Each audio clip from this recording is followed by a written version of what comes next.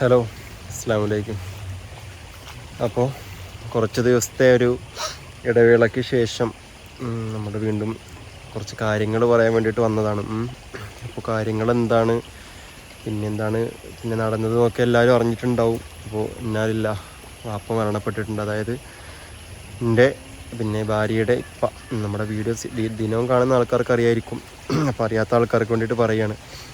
ചക്കരയുടെ ഉപ്പ, എൻ്റെ ഭാര്യയുടെ ഉപ്പ മരണപ്പെട്ടു. അപ്പോൾ മരണപ്പെട്ടിട്ട് ഇന്നിപ്പോൾ വ്യാഴാഴ്ച 6 ദിവസമായിട്ടുണ്ട്. കഴിഞ്ഞ വെള്ളിയാഴ്ച രാത്രിക്കാണ് ആൾ മരണപ്പെടുന്നത്. അപ്പോൾ ഹോസ്പിറ്റൽ കേസ് കാര്യങ്ങളൊക്കെ ആയിട്ട് ഞങ്ങളിങ്ങനെ പോവുമായിരുന്നു. അപ്പോൾ അതിൻ്റെ ഇടയിൽ വീഡിയോ ഇടയിൽ കാര്യങ്ങളൊന്നും ഇതിനിടയ്ക്ക് ചെയ്യാനോ പിന്നെ വീഡിയോ എടുക്കാനോ കാര്യങ്ങളൊന്നും പറ്റിയിട്ടില്ല.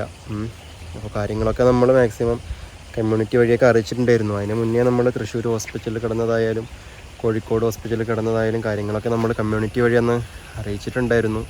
പറ്റുന്നതൊക്കെ നമ്മളങ്ങനെ അറിയിച്ചിരുന്നു. പിന്നെ വീഡിയോ വഴി കാര്യങ്ങൾ അറിയിക്കാൻ പറ്റിയ സാഹചര്യമോ അല്ലെങ്കിൽ ആ ഒരു സമയമോ സന്ദർഭമോ ഒന്നും ആയിരുന്നില്ല. അപ്പോൾ അത് കാരണം കൊണ്ട് പിന്നെ അങ്ങനെയൊന്നും അറിയിക്കാൻ പറ്റിയിരുന്നില്ല. അതുകൊണ്ട് നമ്മൾ കമ്മ്യൂണിറ്റി വഴിയൊക്കെ അറിയിച്ചിരുന്നു. അപ്പോൾ ഏതായാലും അപ്പോൾ മരണപ്പെട്ടിട്ടുണ്ട്. അതേ നാളെ ആകുമ്പോൾ ഒരാഴ്ച ആവുകയാണ്. അപ്പോൾ മൂന്നാമത്തെ ഇതിൻ്റെ ദിക്റ് കാര്യങ്ങളൊക്കെ കഴിഞ്ഞിട്ടുണ്ട്. അപ്പോൾ എന്താണ് പറയേണ്ടതെന്ന് അറിയില്ല. കാരണം മെയിനായിട്ട് പറഞ്ഞു കഴിഞ്ഞാൽ നമ്മളുടെ കുടുംബത്തിൽ നിന്ന് അല്ലെങ്കിൽ നമ്മളിൽപ്പെട്ട ഒരാൾ പോയിട്ട് ഇവിടെ പറഞ്ഞ് പോയിരിക്കുകയാണ്. അങ്ങനെ പോയി പറയുമ്പോൾ ഇപ്പോൾ നാളെ എനിക്കും അല്ലെങ്കിൽ നമ്മളെ ഈ വീഡിയോ കാണുന്ന ഓരോ നമ്മുടെ സബ്സ്ക്രൈബേഴ്സ് ആയിക്കോട്ടെ, നമ്മുടെ കുടുംബത്തിലുള്ള ആൾക്കാരായിക്കോട്ടെ, എല്ലാവർക്കും ജനനം എന്ന് പറയുന്നൊരു പിന്നെ ഒരു പ്രതിഭാസം ഉണ്ടെങ്കിൽ അതേപോലെ തന്നെ മരണം എന്നുള്ളൊരു പ്രതിഭാസം ഉണ്ടെന്ന് എല്ലാവർക്കും അറിയാൻ പറ്റും. അപ്പോൾ അങ്ങനെ തന്നെ ഇപ്പോൾ വാപ്പാനെ സംബന്ധിച്ചിട്ടാണെങ്കിൽ ഇത്ര പെട്ടെന്നങ്ങ് മരിക്കാനുള്ള ഒരാളല്ല. പക്ഷേ ഓരോ അസുഖങ്ങൾ കാരണം ആൾ ഒരുപാട് നാളായിട്ട് പല ട്രീറ്റ്മെൻറ്റും കാര്യങ്ങളൊക്കെ ആയിട്ട് മുന്നോട്ട് പോയിക്കൊണ്ടിരുന്ന ആളായിരുന്നു. അപ്പോൾ എന്നാലും ഇത്ര പെട്ടെന്ന് ഈ ഒരു പോക്കുണ്ടാവുമെന്ന് നമ്മൾ പ്രതീക്ഷിച്ചില്ല. പക്ഷേ പെട്ടെന്ന് തന്നെ ആൾ പിന്നെ അസുഖത്തിനെ ചെറുത്തേക്കാൻ പറ്റിയില്ല. കഴിയുന്ന അത്ര നോക്കി ട്രീറ്റ്മെൻറ്റ് കാര്യങ്ങളൊക്കെ കൊടുത്തു. പിന്നെ ഗവൺമെൻറ് ആയാലും പ്രൈവറ്റ് ആയാലും ഓരോ സ്ഥലത്ത് കൂടെയും പിന്നെ നോക്കി ഇപ്പോൾ കഴിവിൻ്റെ പരമാവധി നോക്കിയിട്ടും നമുക്ക് രക്ഷിക്കാനായില്ല. പിന്നെ വെച്ചാൽ രോഗം അവസാനമൊക്കെ ആയപ്പോൾ രോഗം മൂർച്ഛിച്ചിട്ട് ആൾ മരണപ്പെടുകയാണുണ്ടായത്.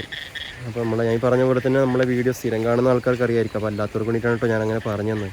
അതായത് ഞാനിപ്പോൾ ഉള്ളത് ഇവിടെ ചക്കൻ്റെ വീട്ടിൽ തന്നെയാണ്. അപ്പോൾ ഞങ്ങളിപ്പോൾ വന്നിട്ട് വാപ്പയമ്മയൊക്കെ ഇവിടെ ഉണ്ടായിരുന്നു. അവരൊക്കെ ഒരാഴ്ച മുന്നേ ഹോസ്പിറ്റലും കാര്യങ്ങളിലൊക്കെ ആയിട്ട് നമ്മളോടൊപ്പം തന്നെ ഉണ്ടായിരുന്നു. അനുജനും വാപ്പായും ഉമ്മയൊക്കെ കൊല്ലത്തുനിന്ന് ഞങ്ങൾ വന്നത് അവരൊക്കെ ഉണ്ടായിരുന്നു. അപ്പോൾ അവർ ഇന്നലെ ദിക്കറും കാര്യങ്ങളൊക്കെ കഴിഞ്ഞ് അവർ ഇന്നലെ തിരിച്ചു പോയി അവർ നാട്ടിലെത്തിയിട്ടുണ്ട്. അപ്പോൾ ഞാനും ചക്കര ഇവിടെ ഉണ്ട്. പിന്നെ ഇവിടെ ഇപ്പോൾ വീട്ടിലെ അളിയനും സൗഫിത്തായും പിന്നെ മുബാറക്ക് അളിയനും മക്കളൊക്കെ ഇവിടെ ഉണ്ട്, അമ്മായും ഉണ്ട്.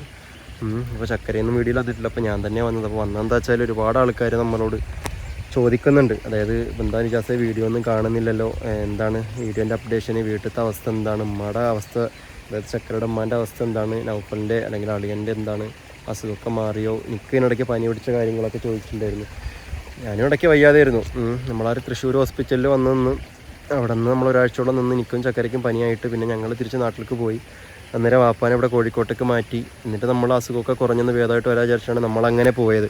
അപ്പോൾ നമ്മൾ ഹോസ്പിറ്റലിൽ തൃശ്ശൂരിൽ നിന്ന് പോയി നാടത്തി നമ്മൾ ഹോസ്പിറ്റലിൽ ട്രീറ്റ്മെൻറ്റൊക്കെ എടുത്തു. അങ്ങനെ ഒന്ന് റിക്കവറായിരിക്കുന്ന ടൈമിലാണ് ഇവിടെ നിന്ന് ഇതേപോലെ വാപ്പാക്ക് സീരിയസ് ആണ് പറഞ്ഞിട്ട് നമ്മളും അവിടെ നിന്ന് ഇങ്ങോട്ടേക്ക് വന്നൊരു 2-3 ദിവസം കഴിഞ്ഞപ്പോഴത്തേനും സ്റ്റേജ് കുറച്ചുകൂടി ക്രിട്ടിക്കലായി. അത് പിന്നെ വെന്റിലേറ്റർ ICUലേക്ക് മാറി. പിന്നെ ആൾ ആ ഒരു സ്റ്റേജ് പിന്നെ ക്ഷീണിച്ചിട്ടുള്ള അവസ്ഥയിലായിരുന്നു. അങ്ങനെ പിന്നെ വന്നിട്ടായിരുന്നു മരണവും കാര്യങ്ങളൊക്കെ അതിലൂടെ ഉണ്ടായത്. അപ്പോൾ ആ സമയത്തൊക്കെ ഇമ്മയൊക്കെ ഉണ്ടായിരുന്നു, എല്ലാവരും ഇവിടെ വന്നത്. പക്ഷേ എന്തായാലും അള്ളാഹിൻ്റെ വിളിക്ക് ഉത്തരം നൽകിയിട്ട് അതങ്ങനെ തന്നെ ആയിട്ടുണ്ട്. പിന്നെ എന്താ വെച്ചാൽ ഇനിയിപ്പോൾ നമുക്ക് ദുആ ചെയ്യാം. അതായത് നമുക്കിനിയിപ്പോൾ ചെയ്യാൻ പറ്റുന്ന അതേ ഉള്ളൂ, അപ്പാക്ക് വേണ്ടിയിട്ട് ദുആ ചെയ്യുക. അതേപോലെ തന്നെ നമുക്ക് വെള്ളിയാഴ്ച, ഇപ്പോൾ നാളെ വെള്ളിയാഴ്ചയാണല്ലോ, അപ്പോൾ എല്ലാവരും മാക്സിമം മയ്യത്ത് സ്കരിക്കാൻ പറയുക. അതേപോലെ തന്നെ വാപ്പാക്ക് വേണ്ടിയിട്ട് ദുആ ചെയ്യുക. പിന്നെ മാക്സിമം ദുആയിൽ ഉൾപ്പെടുത്താൻ നോക്കാം. ഇതെന്താ പറയേണ്ടത് എനിക്കറിയില്ല. ഓക്കെ. പിന്നെ വെച്ചാൽ എനിക്കിപ്പോൾ പനി ചെറിയ വേദന. എനിക്കിപ്പോൾ ഇതിനിടയ്ക്ക് ദിക്കറിൻ്റെ ദിവസം, അതായത് ഇന്നലെ നമ്മുടെ ഇവിടുത്തെ ദിക്കറായിരുന്നു, വാപ്പാടെ 3ൻ്റെ ദിക്കറായിരുന്നു. അപ്പോൾ ഈ ഒരു ദിക്കറിൻ്റെ തലേ ദിവസമായിട്ട് എനിക്ക് രാത്രിക്ക് എനിക്ക് പനി പിടിച്ചു. എനിക്കും ട്രിപ്പൊക്കെ ഇട്ട് ഞാൻ ഹോസ്പിറ്റലിലായിരുന്നു. പിന്നെ ഉമ്മാക്കും വാപ്പാക്കും ഒക്കെ പനിയാണ്, എല്ലാവർക്കും പനിയായിട്ടാണ് ഇവിടെ നിന്ന് പോയിരിക്കുന്നത്. കാരണം ഇപ്പോൾ പകർച്ചവ്യാധിയും കാര്യങ്ങളൊക്കെ ആയിട്ട് അങ്ങനെ തന്നെ ഞാനിപ്പോൾ വീഡിയോ എടുക്കുന്നത് വീട്ടിൽ നിന്നല്ല കേട്ടോ. നമ്മളെ വീട് ആ ഭാഗത്ത് എനിക്കറിയാം, നമ്മളെ ഈ ഭാഗത്തെ കുളം വരുന്നത്. അപ്പോൾ ഈ കുളത്തിൻ്റെ ഈ ഒരു ഏരിയയിലിട്ടാണ് ഞാൻ വീഡിയോ എടുക്കുന്നത്. കാരണം ആ ഒരു സ്ഥലത്ത് നിന്ന് വീഡിയോ എടുക്കാനോ ഒന്നിനും പറ്റിയ ആ ഒരു സിറ്റുവേഷനിലല്ല. നമുക്ക് മനസ്സിലാവും, ഒരു മരണം കഴിഞ്ഞ വീട് എന്ന് പറയുമ്പോൾ അങ്ങനെ തന്നെയാണല്ലോ. അപ്പോൾ അതുകൊണ്ട് വീട്ടിൽ നിന്നുള്ള വീഡിയോ എടുക്കാനോ കാര്യങ്ങളോ എന്നുള്ള ആ ഒരു മാനസികാവസ്ഥയിലോ ആ ഒരു സ്ഥിതിയിലോ അല്ല ഉള്ളത്. അപ്പോൾ അങ്ങനെയാണ് കാര്യങ്ങൾ. അപ്പോൾ ഞാൻ നിങ്ങളോട് പറഞ്ഞു തരാൻ വേണ്ടിയിട്ട് വന്നതാണ് ഇവിടുത്തെ അവസ്ഥയൊക്കെ എങ്ങനെയാണെന്ന്. അപ്പോൾ ഉമ്മ ഇവിടെ ഉണ്ട്. ഉമ്മ ഇനിയിപ്പോൾ എന്തായാലും 40 വരെയും വീട്ടിലിരിക്കണം. അതേപോലെ തന്നെ 4 മാസത്തോളം 4.5 മാസത്തോളം വീട്ടിൽ തന്നെ ഇരിക്കണമല്ലോ. അപ്പോൾ ഉമ്മ ഉണ്ട്. ഏതായാലും ഉമ്മാൻ്റെ കൂടെ ചക്കരനെ ഞാൻ ഇവിടെ നിർത്താൻ തന്നെയാണ് പ്ലാൻ. അപ്പോൾ ഏതായാലും ഇൻഷാ അല്ലാഹ് ഇപ്പോഴൊന്നും ഞാൻ അങ്ങോട്ട് ചക്കരനെ കൊണ്ടുപോകില്ല. കാരണം ഇപ്പോഴെന്ന് വെച്ചാൽ പിന്നെ ഉമ്മാൻ്റെ കൂടെ ആരെങ്കിലുമൊക്കെ വേണമല്ലോ. മക്കളായിട്ടെന്ന് പറയുമ്പോൾ നമ്മളെ മക്കൾ തന്നെയാണ്. ഞാനും ഉമ്മാൻ്റെ മകൻ തന്നെ, മരുമോനാണെങ്കിലും നമ്മളെ മകനെ പോലെ തന്നെയാണ്. ചക്കര മകളാണ്. അപ്പോൾ ചക്കര ഏതായാലും ഇപ്പോഴും കൊല്ലത്തേക്കൊന്നും കൊണ്ടുപോകണില്ല. കാരണം അപ്പോൾ തൽക്കാലം ഇവിടെ നിന്നോട്ടെ. ഉമ്മക്ക് ആവശ്യങ്ങളുണ്ട് ഒരുപാട്. ഇവിടെ ജോലികൾ കാര്യങ്ങളൊക്കെ ഉണ്ടാവും, ചക്കരയൊക്കെ നോക്കണമല്ലോ. അപ്പോൾ ഏതായാലും ചക്കര ഇവിടെ നിന്നോട്ടെ വിചാരിക്കുകയാണ്. ഞാനും ഇവിടെ തന്നെ ഉണ്ടാവും ഇൻഷാ അല്ലാഹ്. അപ്പോൾ ഇനി നമുക്ക് ദിക്ർ 14 ഏറ്റവും ദിക്ർ വരിക, പിന്നെ 40 അങ്ങനെയാണ് ദിക്ർ വരിക. അപ്പോൾ ഏതായാലും ഇൻഷാ അല്ലാഹ് അതൊക്കെ കൂടണം. പിന്നെ വെച്ചാൽ എന്താണ് പറയാൻ പറ്റുന്നതെന്ന് പറയേണ്ടതുള്ളതെന്ന് കിട്ടണില്ല. കാരണം എന്ന് വെച്ചാൽ ഇപ്പോൾ എന്നെ അപേക്ഷിച്ചിട്ടാണെങ്കിൽ എൻ്റെ ഭാര്യേൻ്റെ ഉപ്പ, അതായത് അമ്മൂസാക്ക പറയുമ്പോൾ എൻ്റെ ഉപ്പാനെ പോലെ തന്നെയാണ്. അതായത് ഞാനുമായിട്ട് ആളിപ്പോൾ ഒരുപാട് നാളത്തെ നമ്മൾ ആ ഒരു ഇടപഴക്കവും പഴക്കമൊന്നും ഇല്ലെങ്കിലും ഞാനിപ്പോൾ കല്യാണം കഴിഞ്ഞതിന് ശേഷം ഈ ഒരു 3-4 മാസ കാലയളവിൽ തന്നെയാണ് ഇവിടെ വരുന്നത്, തിരിച്ചു പോകുന്നത്. നമ്മൾ ദിനവും ഇങ്ങനെ പരിചയപ്പെടുന്നത്. അപ്പോൾ നമുക്ക് ഒരാൾ നമ്മളെ വിട്ട് പോകുമെന്ന് പറയുമ്പോൾ നമ്മളെ കുടുംബത്തിൽ നിന്ന് ആയിക്കോട്ടെ, ഇപ്പോൾ നമ്മളെ അടുത്തൊരാളാണെങ്കിൽ തന്നെ, അല്ലെങ്കിൽ നമ്മളെ പരിസരവാസിയാണെങ്കിലും നമ്മളെ ബന്ധുക്കളിൽ ഒരാൾ പോകണമെന്ന് പറയുമ്പോൾ അത് നമുക്ക് അത്രയും ഫീലാവുന്നൊരു കാര്യമാണ്. അപ്പോൾ അതേപോലെ തന്നെ പെട്ടെന്ന് നമുക്കത് ഉൾക്കൊള്ളാൻ പറ്റില്ല. ഇപ്പോഴും വാപ്പ മരിച്ചു എന്ന് പറയുമ്പോൾ നമുക്കത് ഉൾക്കൊള്ളാൻ പറ്റുന്നില്ല. കാരണം എന്ന് വെച്ച് കഴിഞ്ഞാൽ ഇവിടെ വീട്ടിൽ വരുമ്പോൾ സാധാരണ ഞാനും ചക്കരയൊക്കെ വിരുന്ന് വരുമ്പോൾ വാപ്പ ഒരു മുറിയിൽ വാപ്പ ഉണ്ടാവും. അതുപോലെ തന്നെ ഉച്ചയ്ക്ക് ഞാൻ ഫുഡ് കഴിക്കാൻ നേരമൊക്കെ ഞാൻ ഉമ്മാനോട് ചോദിക്കും, വാപ്പാക്ക് ഫുഡ് കൊടുത്ത് വാപ്പാക്ക് ആഹാരം കൊടുത്ത് ചോദിക്കും. പിന്നെ വാപ്പാനോട് ഞാൻ റൂമിൽ കയറിയിട്ട് ഇങ്ങനെ ചോദിക്കും, ഭക്ഷണം കഴിച്ചോ വാപ്പ ചോദിക്കും. അങ്ങനെയായിരുന്നു നമ്മൾ പോയിക്കൊണ്ടിരുന്നത്. അപ്പോൾ ഇപ്പോഴും നമുക്ക് ആ ഒരു ആ ഒരു റിയാലിറ്റി അതിലേക്ക് ഇപ്പോഴും വന്നിട്ടില്ല. കാരണം എന്ന് വെച്ച് കഴിഞ്ഞാൽ അങ്ങനെയായിരുന്നു.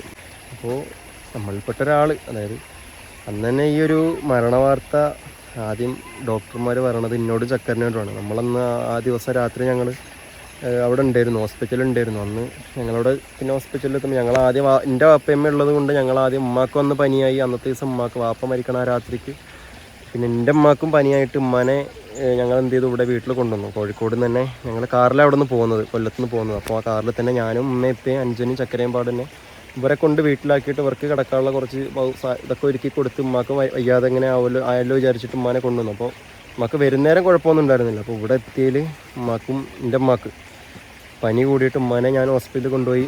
ട്രിപ്പൊക്കെ ഇട്ടതിന് ശേഷം എന്ത് ചെയ്തു, അവർക്ക് ഫുഡും കാര്യങ്ങളൊക്കെ ഇവിടെ റെഡിയാക്കി കൊടുത്തിട്ട് ഞാനും ചക്കര നേരെ ഹോസ്പിറ്റലിലേക്ക് പോയി ഒരു രാത്രി 11 മണിയൊക്കെ അവിടെ 11-12 മണിയൊക്കെ ആയപ്പോൾ അവിടെ എത്തിയിട്ട് ഞങ്ങൾ അവിടെ ചെന്നപ്പോൾ അളിയനും ഉമ്മയും ചക്കരയും എല്ലാവരും നല്ല ഉറക്കത്തിലാണ്. ബിലാൽക്കായി എല്ലാവരും നല്ല ഉറക്കത്തിലാണ്. കാരണം അവരൊക്കെ ഓടിയിട്ടും ക്ഷീണിച്ചിട്ടൊക്കെ എല്ലാവരും അവിടെ ഉണ്ട്. അപ്പോൾ ഞങ്ങൾ എന്ത് ചെയ്തു, ഞങ്ങൾ രണ്ടാളും അവിടെ ഇങ്ങനെ ആ ഒരു ICUവിൻ്റെ പുറത്ത് ആ ഒരു കസേരമേ ഇങ്ങനെ ഇരിക്കുകയാണ്. അപ്പോൾ അങ്ങനെ ഇരിക്കുമ്പോൾ ഒരു 2:30-2:45 ആ ഒരു ടൈം രാത്രി, ആ ഒരു ടൈമൊക്കെ ആയിട്ട് ഡോക്ടർ ഞങ്ങളോട് വിളിച്ചിട്ട് ഇങ്ങനെ, പിന്നെ ഞങ്ങളോടാണ് ആദ്യം കാര്യം പറയുന്നത്. ഞാനും ചക്കരയും ഉണർന്നിരിക്കുകയാണല്ലോ. അപ്പോൾ ഞങ്ങളോട് വിളിച്ചിട്ടാണ് ഇങ്ങനെ ഉപ്പാൻ്റെ പേര് വിളിച്ച് ഞങ്ങൾ അങ്ങോട്ട് ചെന്നു. അപ്പോൾ ഞങ്ങൾ വിചാരിച്ചു ഞങ്ങളോട് പിന്നെ എന്തെങ്കിലും അപ്ഡേഷൻ പറയാൻ വിളിക്കാവും, അല്ലെങ്കിൽ വേറെ മരുന്ന് കൊടുക്കാനോ ഗുളി കൊടുക്കാനോ എന്തെങ്കിലും പറയാൻ വിളിക്കാമെന്ന് ഞങ്ങൾ വിചാരിച്ചു. ശരിക്കും ഞങ്ങളങ്ങോട്ട് ചെന്നപ്പോഴാണ് ഡോക്ടർ ഞങ്ങളോട് കാര്യം പറയുന്നത്. ഒരു ലേഡി ഡോക്ടർ ഞങ്ങളെ വിളിച്ചിട്ട് പറഞ്ഞത് ഇങ്ങനെയാണ്, അതായത് പക കൊടുക്കാൻ പറ്റുന്നതിൻ്റെ മാക്സിമം ഗുളിക മരുന്നൊക്കെ ഞങ്ങൾ കൊടുത്തിട്ടുണ്ട്. അപ്പോൾ ആളതിനൊന്നും പ്രതികരിക്കാതെ ആൾ മരിച്ചു എന്നിങ്ങനെ ഞങ്ങൾ പറഞ്ഞപ്പോൾ ആദ്യം പെട്ടെന്ന് നമുക്കത് നല്ലൊരു ഷോക്കായിപ്പോയി. കാരണം എന്താ അറിയില്ല, പെട്ടെന്ന് നിങ്ങൾക്ക് മനസ്സിലാവുമല്ലോ എന്താണ് ആ ഒരു സാഹചര്യം, ആ ഒരു സിറ്റുവേഷൻ എന്നും. അപ്പോൾ ആ ഒരു മരണ വാർത്ത കേട്ടതും പിന്നെ ഇനി അങ്ങോട്ട് എന്താണ് അല്ലെങ്കിൽ എങ്ങനെ ചെയ്യേണ്ടതെന്നൊന്നും ഒന്നും പറ്റിയില്ല. കാരണം ആ ഒരു നിപ്പിൽ തന്നെ ചക്കര അവിടെ അങ്ങോട്ട് വീണു. അതിൽ ഞാൻ ഈ ഒരു വാർത്ത കേട്ട് ആ ഒരു ഷോക്ക് ചക്കരയും വീണ് അവളെയും പിടിച്ചിട്ട് ഞാൻ നേരെ വേഗം തന്നെ അളിയനെ വിളിച്ചു. അളിയൻ തൊട്ടപ്പുറത്തുണ്ടായിരുന്നു. അങ്ങനെ അളിയനെയും വിളിച്ച് ഇതേപോലെ കാര്യം പറഞ്ഞു. പിന്നെ അതിനുള്ള മുന്നോട്ടുള്ള കാര്യങ്ങൾ നോക്കി. അതേപോലെ നമ്മൾ ഹോസ്പിറ്റലായാലും അവിടെ 2-3 ആൾക്കാർ, അവിടെ ഒരു റസീന താത്ത പറഞ്ഞിട്ടൊരു താത്ത ഉണ്ടായിരുന്നു. അതേപോലെ തന്നെ മൂസാക്ക പറഞ്ഞിട്ടൊരു കാക്ക, പിന്നെ ഇർഷാദ് പറഞ്ഞിട്ടൊരു പുള്ളിക്കാരൻ, അപ്പോൾ അവരൊക്കെ നമ്മളവിടെ സഹായിക്കാനും എത്രയും പെട്ടെന്ന് അതിൻ്റെ ഫോർമാലിറ്റീസൊക്കെ റെഡിയാക്കാനൊക്കെ ഉള്ളതൊക്കെ നമുക്ക് ചെയ്തു തന്നു. അപ്പം അൽഹംദുലില്ലാഹ് എല്ലാവരോടും അതിനൊക്കെ നന്ദിയുണ്ട്. പിന്നെയെന്ന് വെച്ച് കഴിഞ്ഞാൽ ഇതൊക്കെ തന്നെ ഇപ്പോൾ ജീവിച്ചിരിക്കുന്ന സമയത്ത് എന്തായാലും നമ്മുടെ കല്യാണത്തിനെ സംബന്ധിച്ചാണെങ്കിൽ ആ നിക്കാഹ് തരാനും ഒക്കത്തിനും ആളുണ്ടായതും ഒക്കെ ചെയ്തൊന്നും അൽഹംദുലില്ലാഹ് ഹയറായിട്ട് കൂട്ടുകയാണ്. അപ്പോൾ ഏതായാലും അധികമൊന്നും പറയാനില്ല. ഇവിടുത്തെ സിറ്റുവേഷൻ എന്ന് പറയുമ്പോൾ ഇങ്ങനെ തന്നെ. പിന്നെ ചക്കരയുടെ അമ്മക്ക് ഇടയ്ക്ക് വെച്ച് പനി അസുഖമൊക്കെ ആയിരുന്നു. ഇപ്പോൾ അൽഹംദുലില്ലാഹ് കുറവുണ്ട്, കുഴപ്പമൊന്നുമില്ല. ഗുളിക മരുന്നൊക്കെ കൊടുക്കുന്നുണ്ട്. പിന്നെ ഇപ്പോൾ ദിവസവും മൗലൂദ് കാര്യങ്ങളൊക്കെ ആയിട്ട് ഇവിടെ ആ ഒരു ദിക്കറും കാര്യങ്ങളൊക്കെ ആയിട്ട് നമ്മളിങ്ങനെ പോകുന്നുണ്ട്. അപ്പോൾ ഏതായാലും ഞാനിവിടെ തന്നെ ഉണ്ടാവും. ചക്കൻ്റെ ഒപ്പം ഉമ്മൻ്റെ ഒപ്പൊക്കെ ആയിട്ട് ഇവിടെ തന്നെ ഉണ്ടാവും. നമ്മളെ കൊണ്ട് പറ്റുന്നതൊക്കെ നമ്മൾ ചെയ്യുന്നുണ്ട് അൽഹംദുലില്ലാഹ്. അപ്പോൾ എല്ലാവരും ഇത് മാക്സിമം ദുആയിൽ ഉൾപ്പെടുത്തുക. പിന്നെ ഒരുപാട് ആൾക്കാർ നമ്മളോട് ഇങ്ങനെ കമൻറ്റ് ചെയ്ത് ദിവസവും നമ്മളോട് കമൻറ്റ് ചെയ്തും അതേപോലെ തന്നെ നമ്മൾ പേഴ്സണലി വിളിച്ചിട്ടൊക്കെ ഒരുപാട് ആൾക്കാർ ഇങ്ങനെ ചോദിക്കുന്നുണ്ട്, വീഡിയോസ് അറിയിക്കുക അല്ലെങ്കിൽ വിവരങ്ങൾ അറിയിക്കണം. അപ്പോൾ ഞാൻ ഈ പറഞ്ഞ പോലെ തന്നെ നമുക്ക് ആ ഒരു സിറ്റുവേഷൻ അല്ലല്ലോ. അപ്പോൾ ഇങ്ങനെ ചോദിക്കുന്ന കാര്യങ്ങളൊക്കെ വെച്ചാൽ മെയിനായിട്ട് ആ മരണത്തിൻ്റെ ദിവസം തന്നെ ഇങ്ങനെ ഒരുപാട് ആൾക്കാർ വിളിച്ചിട്ട് ചോദിക്കുന്നുണ്ട്, എപ്പോഴാണ് പിന്നെ മയ്യത്ത് കൊണ്ടുവരണത്, ഏത് വീട്ടിലാണ് കൊണ്ടുവരണത്, എത്ര മണിക്ക് അടക്കലെന്നൊക്കെ. അപ്പോൾ ഞാൻ വിളിച്ച ആൾക്കാരോടൊക്കെ ഞാൻ പേഴ്സണലായിട്ട് കാര്യങ്ങൾ പറഞ്ഞിട്ടുണ്ടായിരുന്നു. മയ്യത്ത് കൊണ്ടുവന്നത് നമ്മുടെ ഇപ്പോൾ താമസിച്ച വീട്ടിൽ തന്നെയാണ്.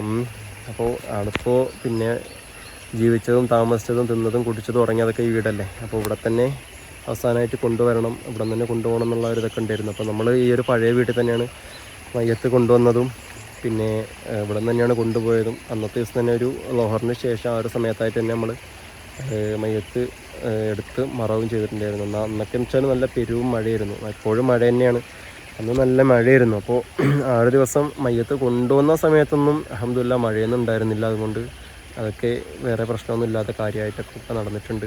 അപ്പോൾ എല്ലാവരും ഉണ്ടായിരുന്നു, ഒരുപാട് ആൾക്കാർ. പിന്നെ മയ്യത്ത് കാണാനും കൂടെ അതേപോലെ തന്നെ ഖബറടക്ക സമയത്തും ജനാസയ്ക്കൊക്കെ കൊണ്ടുപോകാനും നിസ്കാരത്തിനൊക്കെ ഉണ്ടായിരുന്നു. അപ്പോൾ അതൊക്കെ തന്നെയുള്ള കാര്യങ്ങൾ, നമ്മളോട് ആൾക്കാർ ചോദിച്ച കാര്യങ്ങൾ അതൊക്കെ തന്നെയാണ്. അപ്പോൾ ഏതായാലും ഇൻഷാ അല്ലാഹ് ശരി എന്നാൽ. അസ്സലാമു അലൈക്കും. ഇതൊക്കെ തന്നെ പറയണമെന്നുണ്ടായിരുന്നുള്ളൂ. അപ്പോൾ ശരി എന്നാൽ.